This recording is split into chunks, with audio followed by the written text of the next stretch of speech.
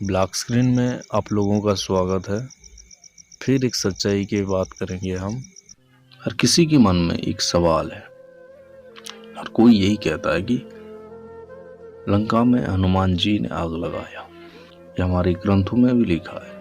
मैं उनका सम्मान करता हूँ। ये सत्य है। जो हमने देखा वो सत्य है, परंतु यह हमारे नजर है कि हमने जो देखा हमारी नजरों से देखा, यह सत्य है। अगर हनुमान जी की नजरों से दिखा जाए, लंका में हनुमान जी ने आग नहीं लगाया, ये भी एक सत्य है।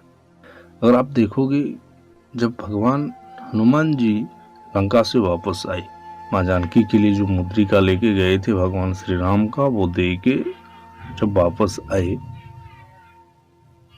तो जाम्बव जी ने पूछा कि हनुमान जी से कि तुमने लंका में आग क्यों लगाई। तो सुनिए ध्यान से। भगवान हनुमान जी ने कहा कि मैंने कब लंका में आग लगाया। हाँ, बस रावण ने मेरे पूंछ में आग लगाया था। उसने मेरे पूंछ में आग लगाया। मैं तो बस अपना पूंछ बुझा रहा था, इसमें लंका जल गया तो मैं क्या करूं। यही बात है, ये सत्य है। परंतु लोगों को लगा कि हनुमान जी ने लंका पे आग लगाया। देखिए, हम पर्सनली जानते हैं हमारे हनुमान जी, वो ऐसा नहीं है कि किसी की झोपड़ी जला दे, चाहे वो सोने का हो या झोपड़ी हो, उनके लिए झोपड़ी ही है। वो सोने भी कोई महत्व नहीं है, ये सबको पता है। वो ऐसा कर ही नहीं सकते, किसी के घर नहीं जला सकते। जो उनकी नजरों से जो देखे हैं, उनकी नजरों से लंका को हनुमान जी ने आग लगाया, ये भी सत्य है। परंतु हनुमान जी की नजरों से देखा जाए तो हनुमान जी ने लंका में आग नहीं लगाया। वो तो जो लंका में जो रावण था ना, उनकी पूंछ में आग लगाया था, तो वो बस अपना पूंछ बुझा रहे थे और उन्हीं बुझी हुई छोटी सी चिंगारी से इतना बड़ा अंगार बन गया और लंका जल गया। और लोगों का यही कहना है, श्री हनुमान जी ने लंका जला दिया। हनुमान जी ऐसे नहीं है।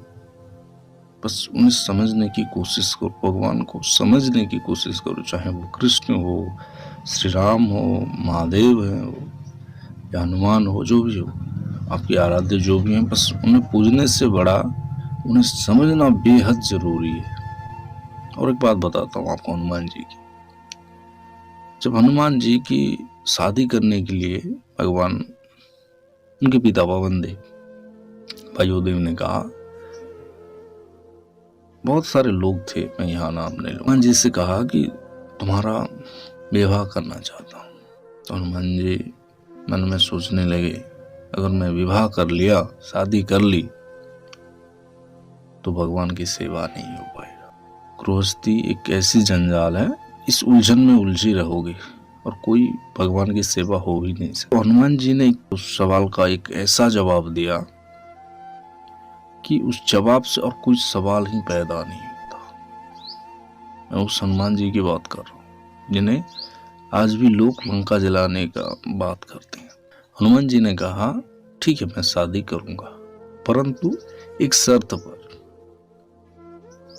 पवन देव ने कहा कि बताओ शर्त क्या है। हनुमान जी ने कहा कि मैं शादी करूंगा उस नारी से जिसे मेरे पिता वायुदेव ने कभी स्पर्श ना किया हो। अब अगर कोई वायु का स्पर्श करता है तो वो मेरे लिए माँ की समान है, और मैं किस प्रकार अपनी माता से विवाह कर सकता हूँ। पूरे जगत की हर एक नारी मेरे लिए माँ समान है। जरा सोचिए, इनके लिए हर एक नारी माता समान है, वो कैसे लंका जला सकता है। जिसे हर नारी में माँ दिखता है, जिसे हर जीव में भगवान नारायण दिखता है, राम दिखता है, वो किस प्रकार किसी की झोपड़ी जला सकता है, किसी की लंका जला सकता है। मुझे नहीं लगता कि भगवान ने लंका जलाया। आगे आपकी मर्जी। अगर वीडियो अच्छी लगी तो लाइक, शेयर एंड सब्सक्राइब जरूर करना। धन्यवाद।